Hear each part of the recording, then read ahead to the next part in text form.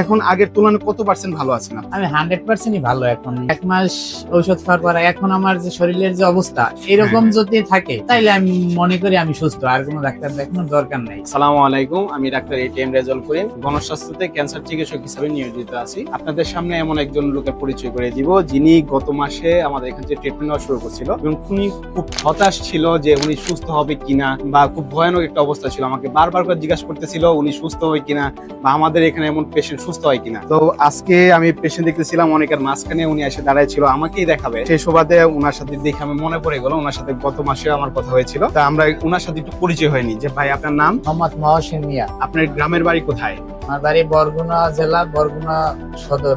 বরগুনা জেলা, বরগুনা সদর উপজেলা বরগুনা। জি। গ্রামের নাম? ছোট লবণগোলা। ছোট লবণগোলা। লবণগোলা ইউনিয়ন 6 নং বুড়িরচর। 6 নং বুড়িরচর। বরিরচর। আপনি আমাদের এখানে ট্রিটমেন্ট নিতেছেন কতদিন যাবত? 1 মাস।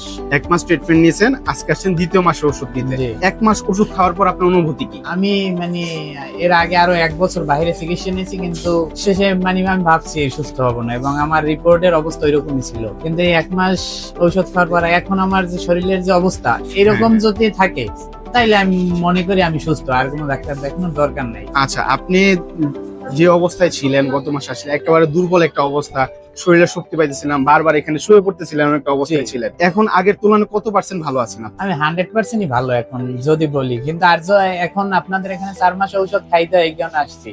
আর নাইলে এখন যে অবস্থা আমি এরকম থাকলেই হয়। আলহামদুলিল্লাহ, আল্লাহর কাছে অনেক শুকরিয়া। 4 মাস পর আপনাকে আমরা টেস্ট করতে দিব, এবং 4 মাস পর আপনাকে আমরা ফলো আপ সেশন দিব যাতে ক্যান্সারটা ফিরে না আসে। আপনি দেশের বাইরে কোথায় ট্রিটমেন্ট করছেন? আমি বাংলাদেশের অনেক টাকা খুঁজেছেন। অনেক টাকা খরচ? অনেক। আচ্ছা, এই পর্যন্ত মোট কত টাকা খরচ করছেন? 8 লক্ষ টাকা। 8 লক্ষ টাকা। কতদিন খরচ করছেন? 11 মাস।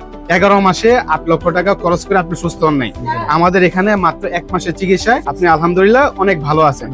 আচ্ছা, আমাদের মানে যারা এরকম সমস্যা নিয়ে ভুগতেছে, আপনি মূলত রেকটাম ক্যান্সারের পেশেন্ট, যেখানে পায়খানার রাস্তায় ক্যান্সারটা থাকে, আমার যে স্টেজ 3, ওখান থেকে ভালো একটা অবস্থা। ইনশাআল্লাহ আগামী মাসে আরো সুস্থ হয়ে যাবেন।